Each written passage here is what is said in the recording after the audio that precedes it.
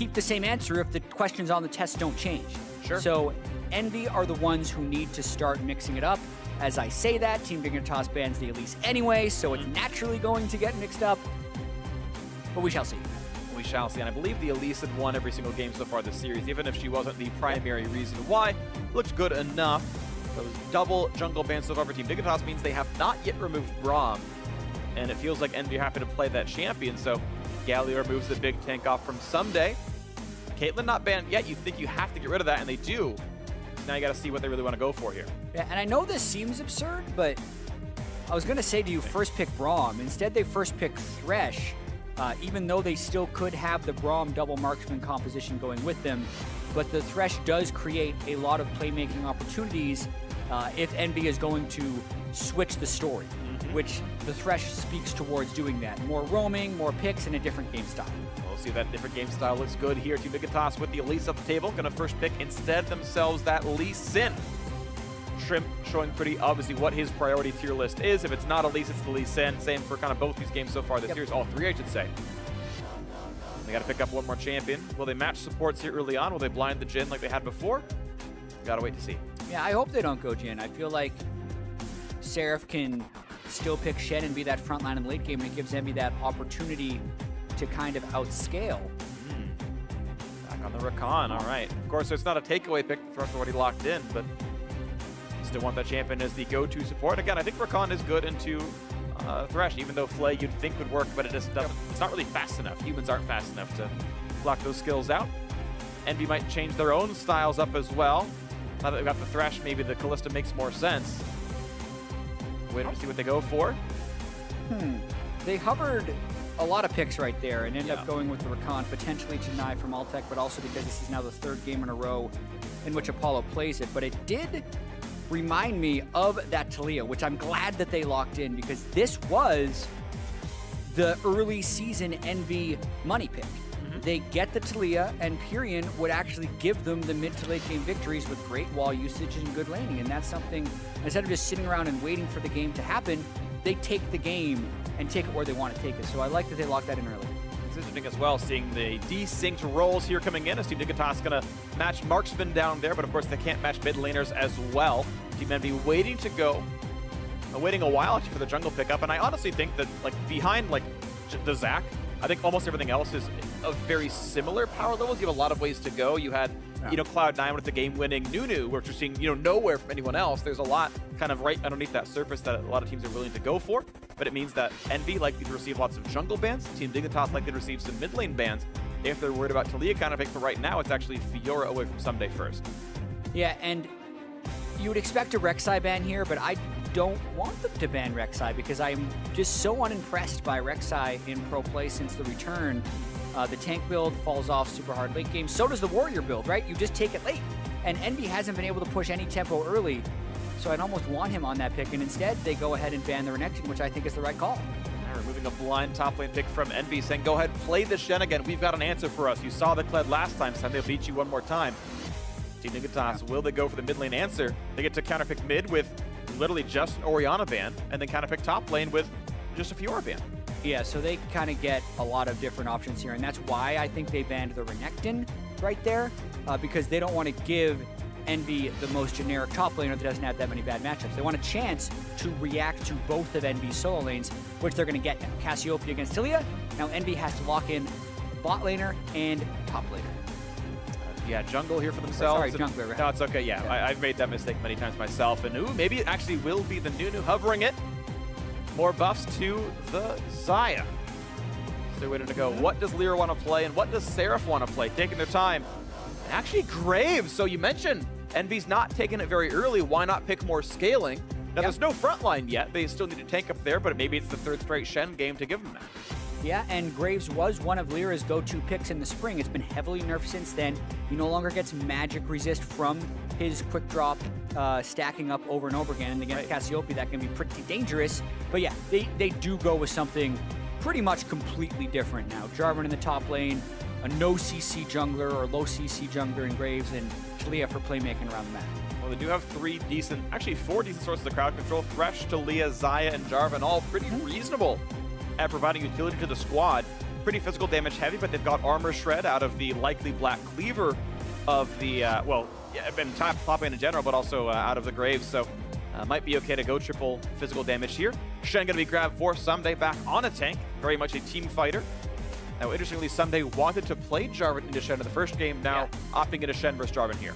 Yeah, I just think that's cute, right, at the end. They have a lot of shields they can now add to the Cassiopeia and the Tristana. Really interested to see how this matchup plays, because I feel like Seraph did a lot of work harassing down Someday's Jarvan. Maybe Someday either sees it a different way or just picking straight for the team composition. It does look like a matchup that can go either way at this point. Right. I think the Jarvan is favored. I like that pick more, but we saw Shen win, and we now see Someday pick it into the Jarvan. We'll see what happens here. This one, the final game of the week for both these teams, and it will be a 2-week break for both, of course. Next week's going to be Rift Rivals as Phoenix 1, TSM, and Cloud9 head over to Berlin to battle. Two of those teams are already there, actually. I saw them tweet out pictures from the airport and from their hotel and whatnot, but it's all about Team EnVy and Team Dignitas, hoping to end Week 5 on a good note. We'll see them again in about 13 days afterwards. You can see the lineups on your screen, their final game. See who can move up, who can move down. Both these teams could be 5-5, or Dig could improve to 6-4 if they can make it happen. Yeah, and Team Dignitas starting the split 5-1, it would just be so demoralizing to then dip to 5-5, and they would really have to search and find themselves. Whereas EnVy is another team that did start the split relatively well, not quite 5-1, but have still been stumbling a little bit lately. So game 3 in a series like this against a worthy adversary, both these teams very close to each other, goes a long way towards the second half of the split. Absolutely. It's actually surprising to me that EnVy is 4-5. They handed the Immortals one of their only 2 losses. One of them being to EnVy, the other being to TSM. Like, those are, you know, good. Unless I'm wrong about something, I'm pretty sure those were their 2 losses here for the Immortals coming into squad. today, yeah, because Immortals also lost to Phoenix 1 today, so. You're right. Sorry, I forgot about that one. My bad. For some reason, I blanked, even though I literally interviewed Mike Young about that win. So, Freak is smart, but either way, handing them one of their very few losses here on this one, and we'll see if EnVy can come back to form here, because that earlier win had made them look very sharp. 2,500 for both these squads, waiting for minions to spawn, and this time it's going to be a bit of a deeper invade. EnVy going to look for an aggressive trinket. Seraph, I'm not sure if you actually hear sound effects if your Q hits in the fog of war, but Seraph clearly thinks you do. I'm not a good enough Jarvan player or play him enough to know. Wanted to scare him off, man. Maybe. The bugs that were waiting in there. Got a giant Demacian standard flying over their head. He's cutting the grass. He's tired of Garen's crap. He's like, I'm going to check. You know, he hides and brushes all enough. Hanging around Demacia. Okay, that was bad.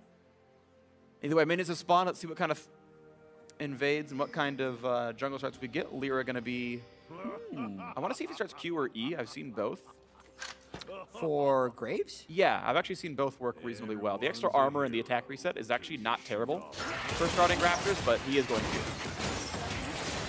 And the AoE seems like the right call, and it's another one of these huge leashes where he's going to be supercharged. And this is even more interesting now because they got the ward into the Raptors of Shrimp, so we can kind of surmise where he's starting. Shrimp doing the early level 2, and now the question is he able to sneak around this ward and do an early gank?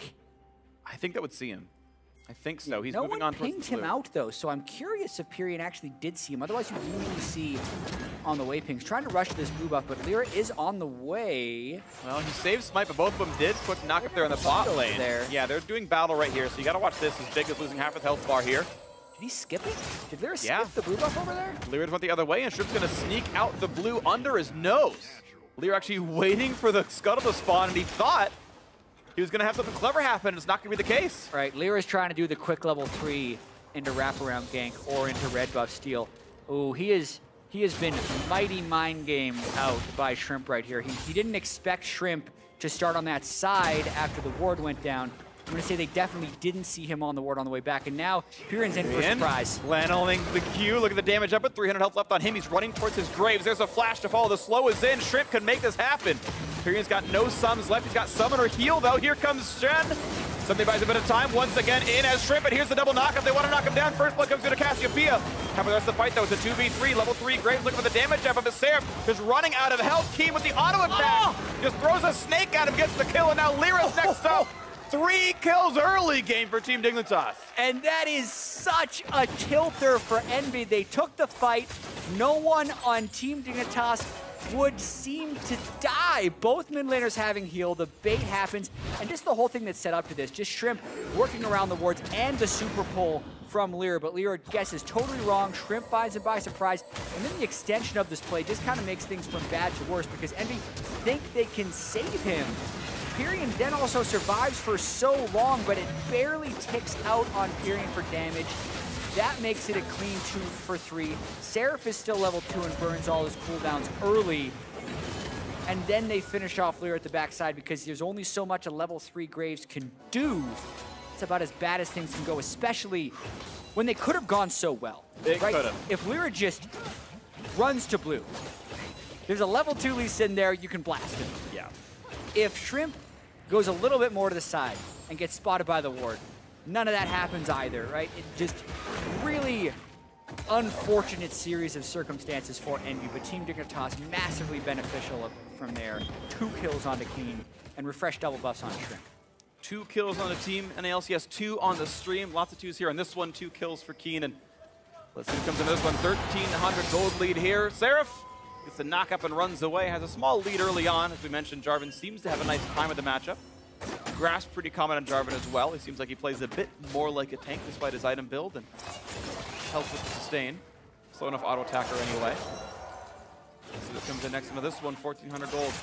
Team Dignitas now, can they ride this advantage up? I mean, very frequently you'll hear players after the game will say, after those 3 kills it was over. It was a guaranteed game win, and I never quite believed that. Obviously Team Dignitas have the tools. If they play it right, it's gonna feel very stifling. Right. I just want to see if it actually comes true here in this one and how well they can keep this gold lead up. Because, for example, the bot lane is untouched by this. They're just battling 2-on-2 for now and hoping they can skill into team fights. But if Keen or Shrimp just bodies everyone, then those kills really do matter. Yeah, and if looking at the big picture, right, Team Dignitas doesn't need to rush any of this. They have a Cassiopeia who picked up 2 kills, and they still have the late game scaling Tristana. But as far as what are the 3 kills doing right now, and is the game really over, Apollo and Hakuo still have that CS lead. There's is the health crystal really what's pushing the Shen over the top in the top lane? Like, are you really saying if there's a 2-man gank up there that it's impossible to win? No, there are still things you can do, but it obviously makes life a lot more difficult since pretty much everyone on Team Dignitas now just has more stats. You have more stats, it makes it more difficult to win, but we'll see if more comes through on this one. Bot lane still going back and forth. Apollo once again with the farm lead here. Another battle. Seraph just really getting chunked out. Someday doing a great job now with the dodge zone, and TP is down, so Seraph can't easily sustain back up through this. Someday turning this one back around pretty nicely. And Seraph was to play a bit farther back here. The Doran shield clearly helping a bit. Corrupting Potion is stacked out. Ako a nice little bind right there, but not enough damage towards Big. Yeah. Waiting. Double longsword. You can see some of it paying off from the fact that he has more items. And actually, interestingly, rushed red smite, which is super atypical on Lee Sin, but we're watching the bot lane first, though. Big gonna run back and forth. No blade color to come in just yet. Not major damage. So less ward hopping tools for Shrimp, but way more dueling power. Want to see how it goes. He's got some teammates with him. Here's the ward hop over with the trinket. Lyra against his turret, though, is going to stay alive. And actually, it's Hakuho in the bot lane. They found the advantage. Envy got something off a nice hook on the shirt. Yeah, and I mean, Shen ult was used for nothing. Wouldn't it have been nice for the trade down on the bottom side? A little bit of over-eagerness by Someday and Shrimp, thinking they could catch Lyra by surprise, but quick little swing back by Envy. Okay, and maybe brings it a bit closer. Only 700 gold apart. They could certainly do it still. Watch this fight. Yeah, Shen ult had just been used as the hook lands. And that's all she wrote. Big was low, so in the duration of the hook, Apollo gets the burst off, and Hakuo takes him down with the knife. Nice play there. Of course, a great hook. Big maybe shouldn't have hugged to the same side of the lane that Fresh was on, but regardless, it was a good hook to make it happen. Pyrion getting his blue buff. Looks like Shrimp has been unable to live inside of Lyra's jungle. He tried with the Shen ulti to get the dive. Didn't happen, and it meant the blue buff stayed safe. The game now within striking distance once again. Team Envy can hope to win through this bot lane, maybe. Pyrion holding up as well as he can against that 2-kill Keen. Yeah, the tier is stacking early. The Catalyst already done. Certainly Keen is scaling nicely. See what comes in, though. Shrimp goes Sightstone, so... Okay. Just going to use that for extra ward jumping. Kind of a throwback build. I think most junglers kind of agreed with Tracker's Knife was superior to Combat Smite plus Sightstone. Yeah. But Shrimp will be able to get extra wards out of that, and if Lyra duels him, technically has the damage reduction. Right. That's what I think the situation is. It feels like it's a matchup thing, where he's like, I need this to duel the enemy jungler, Graves with a lot of damage. Or it's a snowball thing, where I'm ahead, I want Red Smite, I can afford Sightstone later. Yeah. I'm not sure what the exact rationale is. I'm sure there's plenty of very good junglers on Twitter talking about the reason why. Yeah, or why not as well, Sure. because my theory on this, I have done a fair bit of thinking about it, right? If he needs combat power to duel, he'll be better off with a warrior completed and a warding smite than he will be with a challenging smite and no warrior completed. Ooh, here comes the hook, the play back in. They found Altec. Here comes the blade caller. There's no way out. Oh, Altec! That was sick as hell, but here comes Period. It doesn't even matter. It was almost amazing, and now Big is going to die for this one. A nice play, blade caller in. Apollo getting himself a kill as well. Yeah, you can shoot him into the turret, but the turret does not insta-kill them. They're still there to kill you back, and he ends up burning Flash, and both of them go down. Very cute idea. Sadly, Period was coming. Yeah, sadly there were more people there. That's the Talia kicking in. This is sleeping, and now running away, though. Keen wants him. He's got the haste. He's going to land. No, he dodges the Q. Whoa. No more haste to be had, and Keen going to get away from the turret. Yeah, and we talk about, hey, after those first 3 kills, it's over. Or is it? Because they're now up 1,500 gold after the disaster that happened 3 minutes in. Take the bot lane turret down. A-tier 80 carries at work. Look at this hook. Apollo getting the damage. Yeah, play into the box. I mean, he was pretty much dead regardless. But Big then also cut off by the wall. So I don't think much Altec really could have done to survive that since he was the one that gets hooked. Yeah. Not like this. You heard him yell at the very end. Unfortunate case. And again, yeah, it was the top side of the map that got the 3 kills. Envy finding their advantages in the bottom side right here and dragging themselves right back up. First turret, 3 kills in that bot lane. A nice roam by Period. Obviously picks up 1 as well. And as you mentioned just before the replay break, 1,000 gold lead for Team Envy. Now, swapping lanes back around, using Apollo as this point of power. Looking to knock down top lane outer with the extra gold lead. Nice hook right there for Hack. Oh, here comes the Q. Doesn't hit the wall, though. Big running away for a bit more time. Ward over the wall spots him, but there's no CC to be had. What? Yeah, okay, there you go. It's like, wait, are you going to steal 3 gold from Altec? No, he doesn't. Okay. Also, the turret would have most likely spotted that ward anyway, but they wanted to get rid of it extra fast. Sweeper gives you 30 gold. No hook to be had just yet, but Apollo can still get some turret shots in. Difficulty being, though, with the quickness almost up. You don't know exactly when Big is going to hit 6. And if he has quickness, you can't lantern out in time. So I think it's smart for Apollo to be a bit safer. Top lane is fighting yet again. Seraph battling someday, and that dodge zone making it difficult. Seraph wave clearing, playing pretty aggressively. Doesn't have a ton of wards, but I believe they've already tracked Shrimp to know that Lee Sin's top side, so for now he's safe. Yeah, the momentum of this game definitely shifted, though. Hakuho has been a huge part of that, landing some very critical death sentences. Pyrian's actually looking for a roam, but Shrimp is hoping to catch him walking back into the lane. A lot of mind games going on here, off balance of information. And it's 3 into the top side. Lee Sin maybe roaming back up and down. Pyrian went back to mid to hold the wave. They know he's not in threat range. But both Someday and Seraph can join the fight. And collapse. Oh, here comes that collapse. Yes, the knock up onto him. Can they get the damage on a Keen? They're going to try, and the kill comes in first. They don't let the Shen arrive. Shrimp not going to get found out just yet. The chase not likely to work. But the 1 kill picked up, but that is Someday without an ultimate. Yeah, dissymmetry of information benefits Envy more so than it does Team Dignitas there, because Seraph makes the early roam up, and they burst all the way through the rank 1 Shen ultimate. On top of that, Big now kind of trapped in that middle lane to catch the minions. Means Envy's going to get yet another turret. That's going to be 2-0 turret score as a result. Seraph able to walk up to the mid lane, then back down to catch the wave. That is lane pressure at work right there. When they saw Lee Sin topside, he's able to push well past Rebel of Tier 1, then all that time to go up and back down. So nothing lost to Seraph for the roam. That assist earned by his hard work and his wave management here. And even more for Team Envy now. They can grab this red buff as well, and they're getting more and more and more. And Team Dignitas have gotten nothing since that triple kill at minute 4. Yeah, just totally fallen off. And sometimes you can have a fall off after having such a good early game. You think, oh, our work here is done. We just got 3 kills.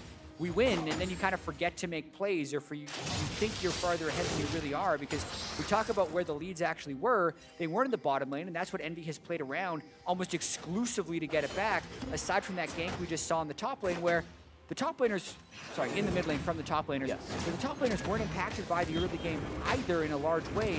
Seraph and Sunday's gold pretty much equal. And we're going to see as the plays continue, Team Dignitas finding something for themselves. Big gets rid of a blast cone, and Shrimp will be able to solo out this Cloud Drake. Help them a little bit here on this, but otherwise the Team Dignitas are going to lick their wounds and find their way out of a 3,000 gold hole. Maybe they can burrow back up here in this one and find themselves an opening play. This hasn't happened yet as Apollo throws out minions in the mid. I'm actually curious what Xayah builds look like after the nerfs to W's cooldown. W max second still seems to be the case. I think you should still always max Blade Caller, but is going for the increased attack speed still on the scaling there. They're going to grab a solo kill on Rift Herald. No one's around to steal it away, so no problem there. Smite going to be landed, and nice to go for the next turret picked up. The only outer left up is the mid lane. Maybe it goes there in the next few minutes. We'll see. Yeah, Rift Herald for Cloud Drake taken. But Team Dignitas still in a pretty tough spot here, because they do want to scale up into the late game with the Cassiopeia Triss. But it is now EnVy who has all the lane advantages, and that's where the Talia and the Jarvan can go into team fights and try and make some big plays. Oh, yeah. Because Team Dignitas is at that turret disadvantage, but they don't have a good way of actually sieging or getting to the turrets, because whenever they push up, a Jarvan could TP in behind them, a Talia could ride the wall into the fight, or Hakuo could get a death sentence and start the fight that way. Right, as you mentioned, four of these members have great CC, but here comes the engage first. Team Dignitas finding their way in. They're going to get hit back on Hakuo, and he's no longer got any ways out, but he's got teammates to buy some time. Apollo wants in, but nothing off the Blade Caller. Two-man stun on a team buys some time, but they're still forced to run. And the wall in the way, Big is low, and Pyrion does get that kill picked up. The ult and the Q working together nicely. One more, 5 kills in a row for EnVy now looking at this mid lane outer turret. They've only given up a Cloud Drake this game outside of that early triple kill. Rift Herald spawning as well near the mid lane. Does this mean they want more? You generally want to save the slam for the next turret even. Loses a lot of its health just for a last hit on the turn, take it anyway. I actually think that Rift Herald gives them pretty much nothing. But not gonna be a lot. The team fight win's still huge, and Pyrion was a monster in that fight. It looked like Hakuo would die for one, but he didn't. He's got a 2 points in his Dark Passage Lantern Shield, and apparently Team Dignitas doesn't have that much damage because there are 4 people around him. Right. Curve to the Colossus Shield also kicked in a pretty huge way when he landed the CC, but then Pyrion cut off the rest of the team and somehow picked a kill while staring at 4 people. They just couldn't chase him down. The rest of the damage output was there. EnVy was together, looking for the play, looking to Rift Herald near mid, and just the reinforcements were certainly enough. And it's once again Dignitas licking their wounds and still trying to find something to do with themselves. And it hasn't yet happened. 4,000 gold now, the difference between these teams. We'll see what can come in next for these guys. EnVy, I mean, it's so funny too, because it's like, all right, EnVy can't buy a good early game to save their lives. Always comeback wins, Then they have an atrocious early game, and you're like, oh my gosh, this could be over before it starts. And yet they've actually found so much to do in the first 15 afterwards. We'll see if they can keep that one going. Still found a way to play double marksman. They put the Graves in the jungle this time around. We'll have decent scaling into the mid and late game, but still going to be tough to deal with the Cassiopeia Triss if they don't continue to punish Team Dignitas here. And they've done a good job of it. I mean, getting down those outer 3 turrets. Now it's all about getting the vision control in the second half of the jungle and closing out a victory. This is actually the type of 17 to 20 minute gold lead that EnVy would have in the spring split when they were the last place team and only got 3 match wins out of the whole split. But that was with Ninja, that was before Pyrion. Blade Caller, they got the root in a shrimp. He's running out of health. The flash to the run. He's going away, but here comes Enrate. The hacks are in. They can't quite kill him. No kill just yet. Finally chase down enter Pyrion, but now it's Apollo low on health. Lyra forced to run his way as well, and just barely the Xayah stays alive. The chase was in for Pyrion. They made it work. 2 birds of a feather, looking pretty good on that one. Out they go.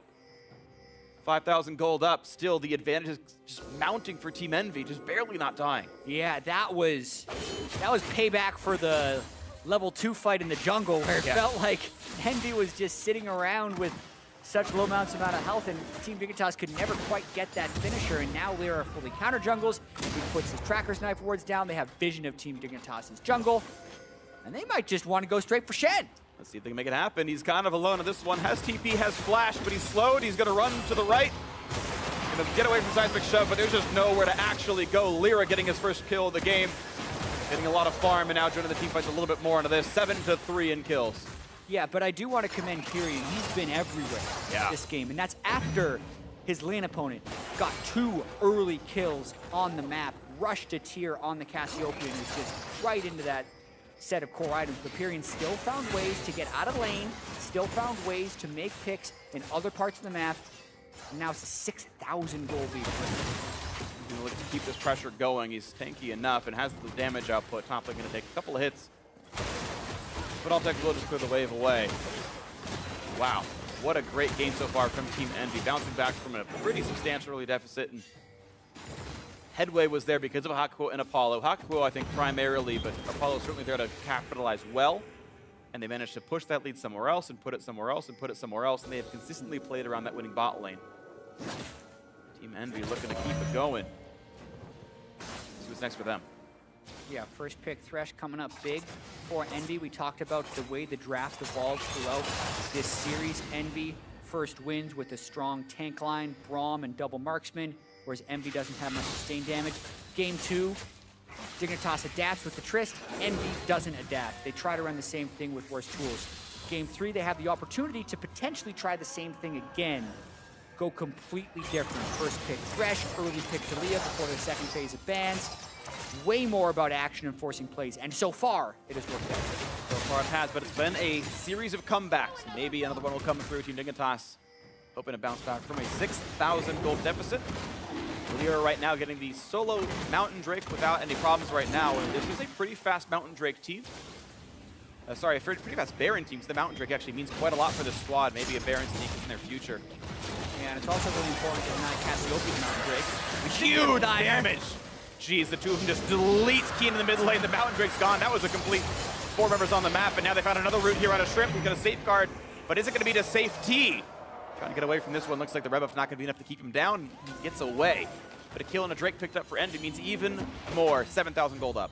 Green again with the use of the Weaver's Wall, creating a kill for them. Watching where Keen is right now. Talia says, "You shall not pass this area." It is a 2v1, no one can help them.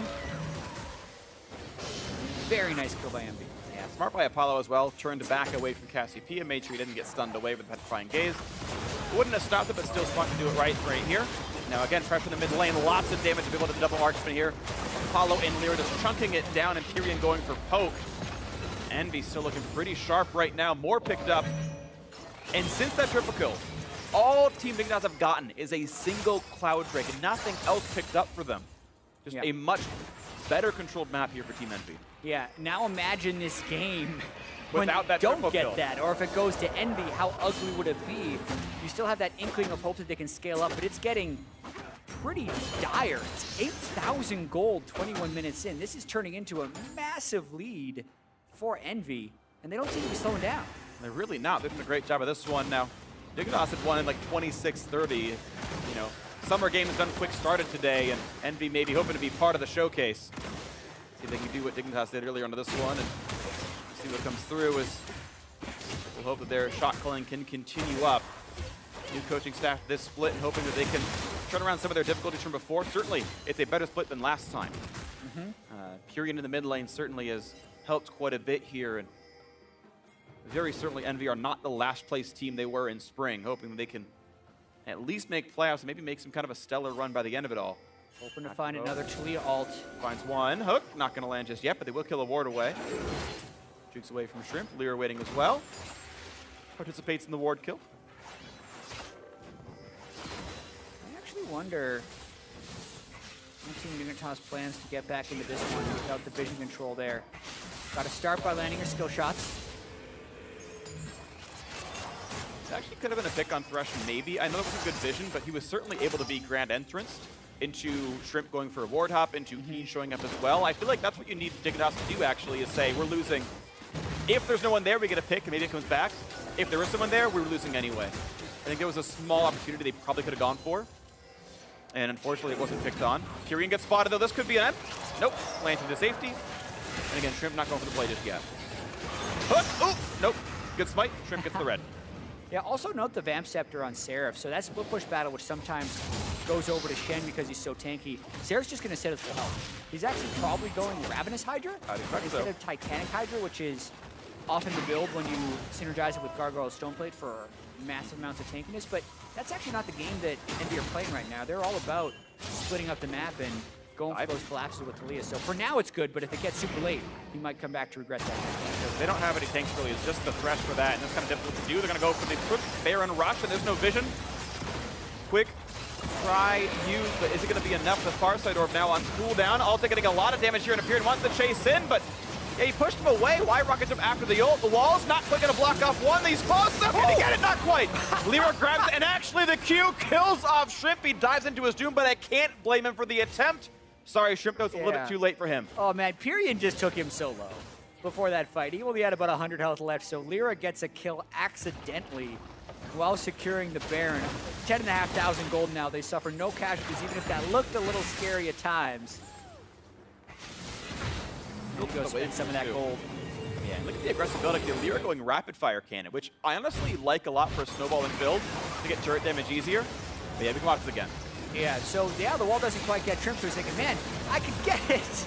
Pounces back. I can get it. Unlucky right there. Big. Still shot calling. Still trying to shot call. You have to remain vocal in games like this, but it is falling out of favor very quickly. I've seen the rapid fire cannon before on the Lyra. My working theory is that because he's Storm Raider Surge, he's shooting from longer range, getting the move speed, and then allowing that to help him stay close. It's also much better for taking down turrets, because that first shot will be a lot more powerful. Something that Grades can sometimes struggle with when they're in siege situations. Yeah. You're so used to the Phantom Dancer, right? Because of the damage reduction in 1v1s, but almost everyone going rapid fire cannon or static shiv nowadays. Yeah, I mean, Shiv just, as raw stats, is the best in my true opinion here. But yeah, I think if you're snowballing, you're just trying to close the game out. Rapid fire knocks the turrets down and makes it easier to close the game out. And we'll see if this matters much in this one. Regardless, it's a huge lead for EnVy. Kind of regardless of what you build. He could build a death catch and probably still win here. So we'll see what it comes into this one. Hex Drinker is done, helping him against Keen. And now Pyrian is back up in this top side of the map. And that turret likely to fall here with no attempts to do anything about it. Magic Pen does work against turrets. And his AP turns into magic damage against hitting that thing, so slightly faster clear for him as well as Someday forced to kite back. And you can see Seraph really chunking down his health bar. Gold leads at work to be clear. There we go, bot lane tier 2 is gone. 6 turrets to 0, 9 kills to 3. EnVy all but closing out this game. The Baron buff is on. Yeah, and I'm still a little shocked at the way this game has played out. Me too. When Team Dignitas gets those 3 kills and had effectively held the momentum for the majority of the series. They won most of game 1. They ended game 2 in 26 minutes with a pentakill. And you think, all right, this is where EnVy rolls over and Team Dignitas returns to their strong form they saw from the start of the split. And the exact opposite has happened. EnVy just turned it on after being down 3 kills.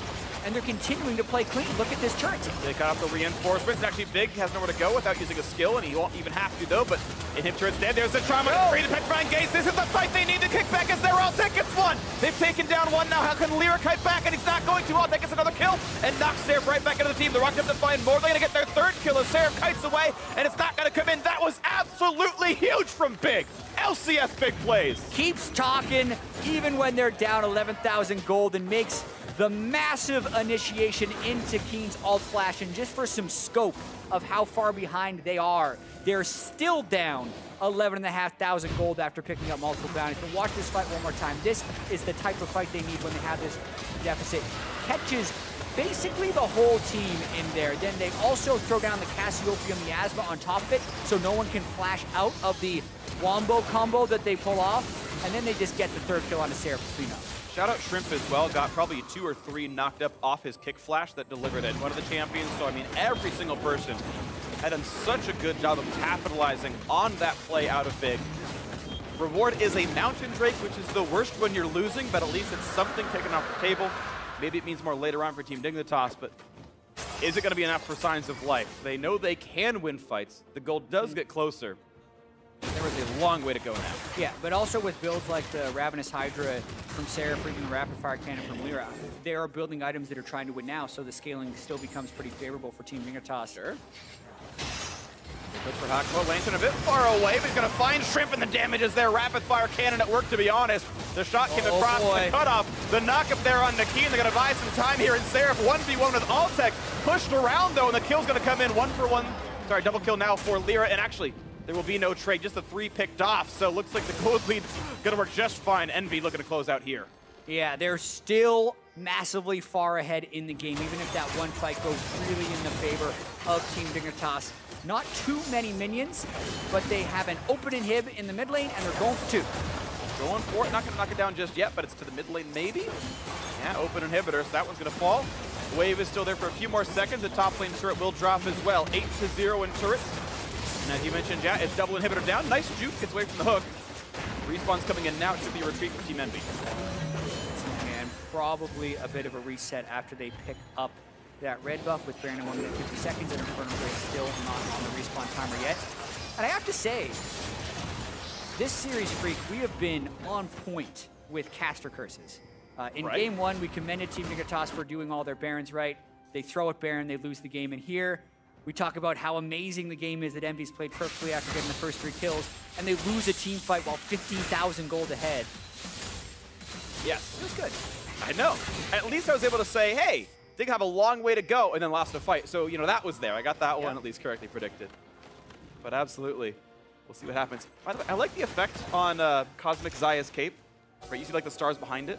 It's a sweet effect. That's it? There's no... I mean, look, it's no Pulsefire Caitlyn. I'm sorry, chat. It's it's like, not a legendary. And then 5 hats come out of the cape. It's amazing. I'm like, really? No, sadly, we are not TF2 here. The hats, not in this game. Look, we need a legendary skin coming out. All right. Where's the Elementalist Lux? That's what I need. Actually, did you know? I'm pretty sure there's like a maximum memory allocation per skin that like games load on time. Yeah. And apparently it's very difficult for the people to make Elementalist Lux because you have so many different forms and whatnot.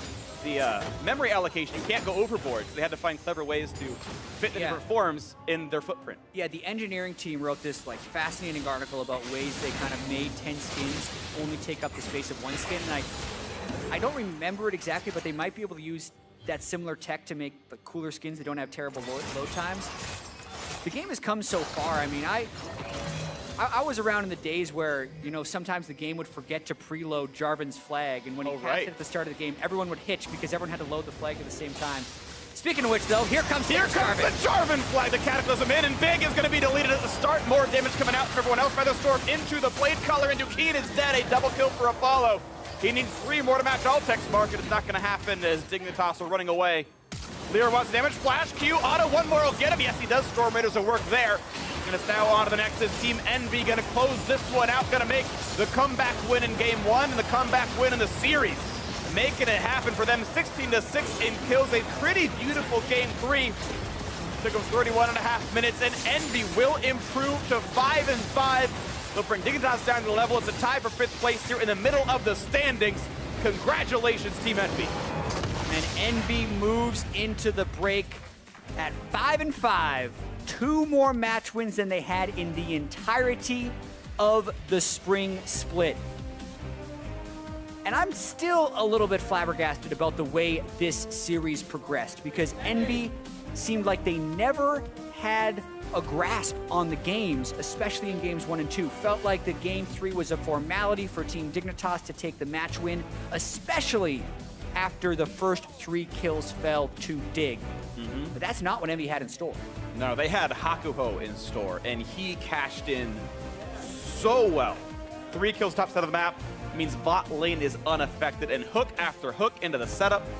2 of those kills were just for the 2 of them. The 1 came in because Pyrian roamed down, but the 1 single lane for Team Envy made it happen right there, and that was a thing of beauty, absolutely.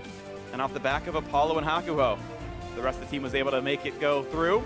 Big smiles out of Apollo. Hakuho put in a ton of work himself, and I can only say I'm impressed with the 2 of them. Yeah, big carry performances by those guys. I also want to make sure we're appreciating Pyrian's Taliyah play, because that is a champion he's found a lot of success on this split, and you really see why. He takes control of the map on that champion, and that is something EnVy just wasn't able to do in the spring split with Ninja on any of his champions. Nope. They could get the early leads, but they could never take control of the jungle and force the fights. And most of the picks there in the late game were Talia walls, as well as Hakuo coming in with those death sentences. So once again, the Talia is a priority ban against this EnVy team because they've now moved to 5-5, and they knocked Dignitas down to 5-5 while they're at it. It was really cool seeing Pyrion play that champion, and I like seeing champions like Talia right now in the game because they're not so prolific. You see them every game. It's a flavor pick. It's, I like this champion, I'm good at it. And the ultimate's so cool because it's not just, well, I shockwaved in a team fight. I pressed R and dealt damage. You have to set up the play. You have to be smart about it. It literally does no damage. It's like,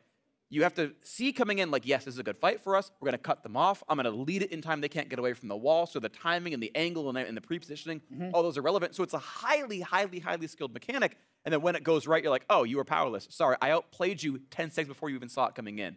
Great stuff out of him. I love seeing plays like that. Yeah, and then the rest of EnVy did also hold it together, right? Course. Sarah fell behind in the early game, switched up his build, and oftentimes I don't agree with Sarah's build, but in this time I actually did, right? The Ravenous Hydra with the Black Cleaver instead of Titanic allowed him to keep the split push against Someday, make it so Someday wasn't a factor in this game, even though some kills went his way early. And overall, just props to EnVy for staying positive. Absolutely agree. Props to EnVy for a great win, 2-1 for them. And now to hear what it took to get that win, let's send it on to Pastry and EnVy support player. Thank you very much. I'm here with Hako after a grueling 3-game series. I have to ask, what's it like playing in that sort of game? I mean, you yourself in that final game just made so many plays. What's happening in those games, in those comps, to kind of pull you guys through the series? Well, our early game was pretty good, so I think for the last game we knew if we played fast after getting ahead, we'd win, because they had 2 scaling, they had Tristana and Cassio, so if the game goes like 40, 50 minutes like it did like yesterday, or for like most of our games actually, then we lose, but I think we played like fast enough and got ahead with our comp, so there wasn't like too many issues. And I feel like, well, it has been an up and down season for the team so far. You and Apollo have actually had an excellent pairing pretty consistently throughout the season. How do you kind of rate your performance as a duo lane? Because from my perspective, it seems like things are going very well. I think as a duo, we're top 3, I would say. I'm not going to say like #1 since we still have like some issues, but I think in terms of like laning, we're really strong. And then if we can make more team plays with it, I think we'll be better. And I mean, has the metagame shift kind of helped you there as far as making team plays? Obviously, you are known for your Zara. You love to get aggressive in lane, but some of these more team fight-oriented playmaking champs, I mean, Bard, not as much play, but certainly a champion like Rakan. Are you happy with this metagame? What do you kind of think about the current state of supports? I think you can play any support right now, so the meta's like, it's fun, I guess. I like last split's meta more just because I like playing Karma as Zyra, but it's like harder to pick those now. Usually it's just Thresh, which is still fun, but like easier to counterpick, I guess. All right, and so obviously a lot to digest. There will be a break week as well for you guys. What's the general mood like for EnVy here currently in the team? And what do your preparations look like in that break week? What are the plans for the team? We like know that we're like playing kind of bad late game, I guess. We're not like taking advantage of our early leads. So we're just gonna try and work on that. We're scrimming for the entire break, so should be good for us. Well, thank you very much for the interview, and thank you, and congratulations again on the win in the series. Hako, ladies and gentlemen, from EnVy, but we are going to throw it back to Dash and Monksy to wrap up the day. Thank you very much, Pastry time. Little technical difficulties here. I love, though, Jat's comment on this series in that EnVy coming away with the victory in a series in which Dignitas felt like they had control for a majority of the game time. Yeah, I mean, even this game started disastrously a little bit for EnVy. The one thing that they got right a little bit was their draft this time around. We've been talking, we know the Corki and Zaya make some sense in other instances, but when they leave up the Talia and you're able to grab it with Pyrion, you need to get that thing right away. First game, they didn't take it in the first rotation, gets banned away. Second game, it's banned in the first time that Dig can do it because they're blue side this time around. They're freed up with more bans. Now back on red side, this felt kind of like a series that EnVy wins just because Dig has double red side here and they're able to adapt and grab that Talia in the first rotation. Exactly. So yeah, I mean, and the Talia for Pyrion, let's take a moment, full stop, and talk about this guy and this champion. Where would you rank him among mid lane? Like, let's go to the tier list for a moment. Oh, yes. All right.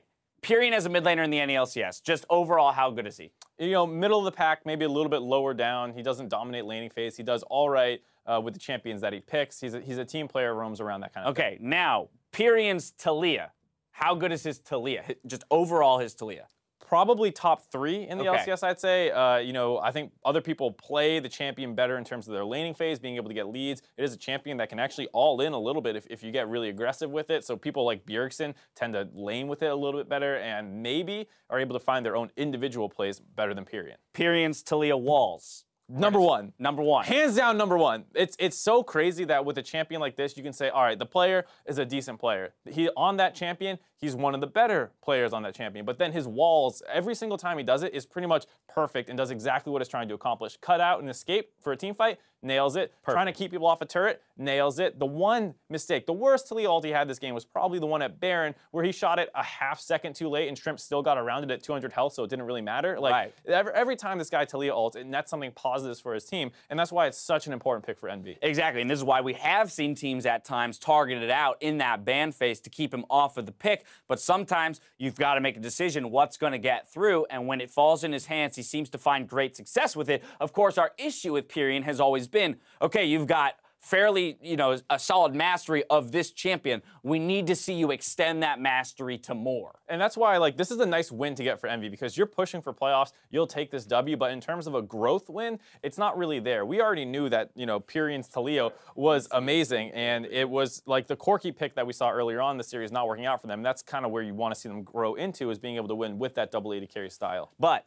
now let's talk about the game here, because as you talked about it, Dignitas looked like they had full control of this game with 3 early kills coming across in the first 3.5 minutes of the game off of a very intelligent jungle path here from Shrimp, having seen this ward get placed. This is a very, very standard ward, so a lot of people have planned out kind of ways to abuse this ward, not just avoid it. So early on, Shrimp sees it go down at the Raptor camp. This means if I start Raptors, they know I start here. Not the end of the world, considering it's kind of assumed for the most part anyways, but instead starts on red buff to avoid that. And with that red buff start, you actually open up so many more paths than you would have if you started there, because you can wrap around and go down to the blue side of your blue buff and work on that. Instead, what he does with this is he takes the red buff and goes for a topside invade really early on to steal away a blue buff, which is going to eventually lead into a gank. Right, just barely sneaking past that vision there to get to this red buff. EnVy essentially in this case has now baited themselves into thinking they're safe on the top side, because a normal jungle path would show him on this Raptor ward at least in the next minute or so, letting them know, okay, do we need to play down to our bottom side, or is he going to swing to the bottom side from his Raptors and we need to play to our top side? Yeah. This way he avoids all vision, gets a nice wraparound on Pyrion to start things off. And this kind of super baits EnVy as well, given the fact that Lyra had made his way up to the top side here. He was trying to pressure around the top turret, and it leads to Pyrion pulling his whole team right towards this kind of 3v3 skirmish that Dignitas just outplays for the most part, given the fact that they started with a huge chunk onto Pyrion from that smart pathing. All right, so 3 kills go over to Dignitas in 3.5 minutes. They've got like a K.5 gold lead. Once again, as Jap mentioned, you're looking at this and you say, okay, the Dignitas from the beginning of the split, who was super dominant and in the conversation for the best team in the league, should be able to close this out. And yet, EnVy finds their way back in at 9 minutes. 2-0 in the bot lane with a few roams down. Let's take a look at it. And that's the thing, is that this whole play kind of happened around the top side. So where are you still strong relatively for EnVy? In the bot lane. Hakuho lands some huge hooks here. They get the early kill right away onto Altec. He tries to go for a cute insect here. Is able to live for a little bit. There's Pyrion with that excellent roam, meeting up with the rest of the team, getting that kill. And then this is kind of how they find their way back in the game, is off these bot lane plays. They eventually break the first turret, and Dignitas, despite winning on that top side of the map, it is a little hard for a Jarvan to really start bullying, or excuse me, a Shen to start bullying a Jarvan. Similarly, a Cassio doesn't just instantly start pushing the wave. Talia still has really strong wave clear overall, so he's able to get on the map and keep influencing. And that's where we get to the place in the game where EnVy is able to utilize that Talia wall in order to take their objectives. And they seem to have a very solid understanding, not only Pyrion himself, in terms of putting out the perfect wall, but the team also understands how to use the wall to then take a turret and pressure as much as they need to. It probably does come down to Pyrion, though, because what happens when you understand a champion that well is you're able to explain it to your team. Right. So you're able to say, I'm going to wall on the next wave, back off, wait for them to step up for the clear, and then we can either chunk them under turret or blah, blah, blah. And you're able to break down for your team exactly what you want out of everyone to make the play succeed. Exactly, and that's what you need at the highest level of pro play, right? From all of your laners. Hey, I can play Jarvan at the highest possible level, so I should be able to tell my team how to play with Jarvan and against Jarvan at the highest possible level. Same thing applies across the entire champion spectrum. And now, hey, we're tooting, Pyrion's horn here quite a bit. with the Talia, but player of the game is actually going to go over to Hakuho because he doesn't even have the opportunity to show his skills on Talia if those hooks aren't landing to get them back into the game. For sure. I mean, this was a game where Dignitas, if Hakuho doesn't start turning things around, they continue to scale for the late game. They have the Cassio and Trist. Those are two hyper-scaling champions. We saw game 2 what happens when they had Ori Trist. I mean, similar story potentially this time around, but Hakuho takes control of the game, lands some monster hooks. He had 100% kill participation for the first 20 minutes of the game or something. And yeah, 88 at the end there, having 15 of the team's kills participated in and deathless on the Thresh. And that's crazy to me because, again, he has to take those death sentences and actually join the fight. So he's right in the thick of it all. And there's no defense on this team. There's not an Ori to shield him after he goes in. Like, hey, dude, you're good. You have a Graves jungle. Yeah. I mean, your tankiest member is the Jarvan coming in with a Ravenous Hydra. He didn't even build tank. Right, so it was just great play out of Hakuho, always finding those hooks and really... it was a huge takeaway, too, because they invested their first pick on this Thresh and were basically like, all right, Hakuho, you're going to need to show that this was worth the takeaway. Right, so both teams actually moving to 5-5. Dignitas with the loss and Envy with the win. And it's important to note that while Dignitas is on a little bit of a downswing here, because at one point they were 5-1, now down to 5-5, they've got some stuff to turn around. Envy has 2 more match wins than they had in all of spring split. And I believed in them at the start of the day. Jat was talking about Echo Fox. They lost. I believed in Envy. They win. There it is. If Mark believes in you, you win. I guess that's the case. Do you believe in me? Yeah, that totally. Was not convincing at all. Not at all. As we close out the weekend, let's go ahead and take a look at who stood out individually throughout all of our matches. Wild Turtle showed up huge for FlyQuest, picking up every player of the game for his team this week, while rookie Mike Young nabbed 3 in week 5. Then Bjergsen, Froggen, and Sneaky each grabbed 2 POGs. And if we look at the split-wide standings, things are neck and neck. Froggen, Sneaky, Wild Turtle, and Xmithy all have 6 player of the games to their names. Now, notably, Mike Young already has 5 accolades under his belt in just 3 weeks of play. So compare that to the rest of P1, who share 4 POGs between all of them. I mean, this guy's on fire in his rookie split. Yeah, especially if you look at this last week, you saw, FlyQuest and P1 leading the charts in player of the games. Not something you're used to seeing. Right. There's no TSM up there, C9, Immortals. Not all of them had kind of down weeks, and it was the bottom teams getting a lot of upsets. So kind of flipping the tables there. Very much so. But now it's time to take over here. Now it's time to take a look at the teams and how they ended their week in the standings. After the win today, Counterlogic Gaming takes sole ownership of first, dropping Immortals to second place alongside TSM, while FlyQuest and Phoenix One promote to 8th in the wake of their first 2-0 weekend of the split. Now, in just a few days, Rift Rivals will be in full swing as TSM, Cloud9, and Phoenix One defend the pride of North America. It all starts on Wednesday, July 5th, as Spring Split champions from each region face off in TSM versus G2 Esports. Following that, Phoenix One take on Fnatic, then 4 more games for a full day of action. The North American LCS returns for week 6 of the summer split on Friday, July 14th. Things will kick off with Counterlogic Gaming versus FlyQuest, and then Immortals take to the stage opposite Echo Fox. Now, you took to Twitter to call out your big plays of the weekend, and we thought it was best to close out week 5 with some of our favorites, brought to you by Acer. First up, Air Exis Kai was cheering from home when Mike Young held off Immortals at Baron. Mike Young is legitimately 1v9ing this game. Holy mother of P1. Let's take a look.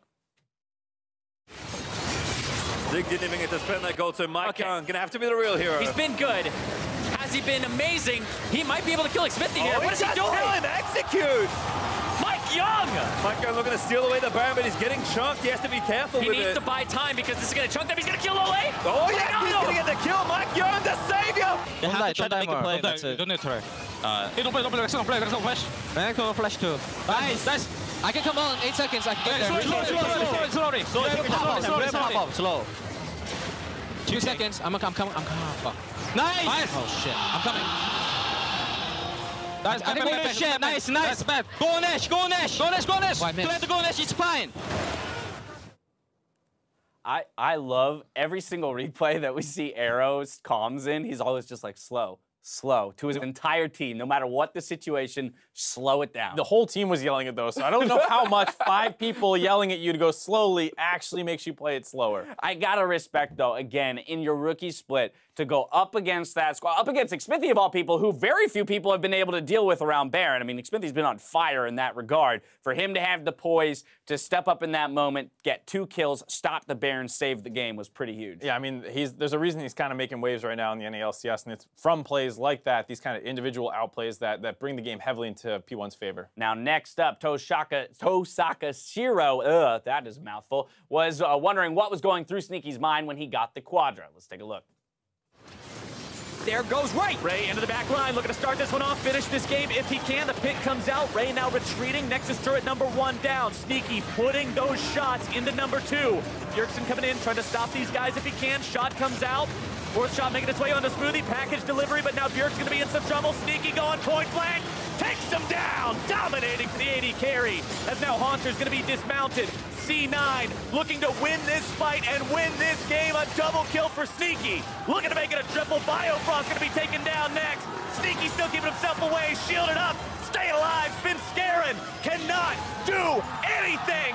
Quadra kill for Sneaky. Corky. I'm 1 HP, I'm 1 HP. Just leave me to die, maybe. Help me. I don't have anything. Come jump. I'm We need heal. Chin. Nice, we can end. Oh, Alice. Maybe. Oh, push back. Okay, Nice. Hit this guy. I don't have anything. Hit this guy. Back. Pentakill. Keep Pentakill. Pentakill. Give me the fucking penta. Penta. Yeah. I can take. I can't get it. It's fine. He's no play. He's really no play. No. No, end game. This one game, Lord. Okay. It's good. It's really good. Oh, this guy. Penta. I got it. No, it's fine. There's a guy in the audience that I could see the visible anguish on his face as that Nexus exploded, and I feel you, guy in the audience. We all wanted to see that penta. I mean, Ray's a good Yeah, teammate. Ray was down with it. He was like, hey, this guy, keep looking at him. He might mess up here. And he turned. He was looking for it. The rest of them not having it. We're taking the victory here over TSM. Next up, Alltech felt the need to one-up Sneaky as Swift Shadow has something to report. Breaking news, Alltech is now A tier on Freaks ADC tier list. Let's take a look. It's Envy who've lost 1. The re-engage now for Someday. A double kill for Alltech. He wants them all. He's going to find a 3rd. Can they get him a 4th? The flash forward, the bear trap. Apollo should be going down in flames. Corky's coming out. Periods watch. Someday. Help your team. He goes for the fight. It's Alltech for the penta. And he gets it on the Tristana. Dino. Kenny, go. Nice. Pentakill, go. Dino. Pentakill. Dino, Nor. Yes, flash. Let's go. Push down mid. Corky. Watch Corky. Don't need to poke. Yo, I have nothing. What the fuck? Pentakill. Oh, nice. Oh. Nice penta. Nice guy, Pyrion. Coming out of base. He didn't need to do that. Just like double if, but this time actually gives He away was the penta. going for the defend. You have to Yeah. respect the attempt to defend the base. I don't think his purpose was to go out there. No, he and was 100% just being a bro. penta Like, kill. yeah, you can have it. Yeah. I'll pretend like I'm trying to do something else. The biggest of bros. But hey, Envy got the victories, the series victories. So small price to pay on the pentakill there. After that, Crash points out Acadian's sneaky first blood against Moon. The hidden Rek'Sai is the deadliest. GG, Acadian. Moon's got vision, but he's got lower health. May have to blow the flash here. He's definitely going to have to with the red buff. Proc now does not go over. Smart choice. This is a little bit rough for Moon to go to the Raptors. I have to say, he doesn't have much health and he has no smite. Oh, he's going to actually die! Yeah, it was so... Oh my... There's nothing to say there. I found Rengar. Okay, do you want me? I'm gonna go take his flash. Tom Catch is moving. I'm moving too. I'm coming. He Okay, flash. nice. I'm taking his jungle. Okay. Just tell us what you want. I don't need anything. He's gonna go to his Raptors now. I wanna go here. Okay. Oh, what? Nice. What? He died to Raptors, bro. I see. Okay, I'm gonna go take his Raptors. I love that. He's like, oh, he died to Raptors. I don't need anything, bro. I'm just going to take his jungle. Yeah. He's going to go to Raptors.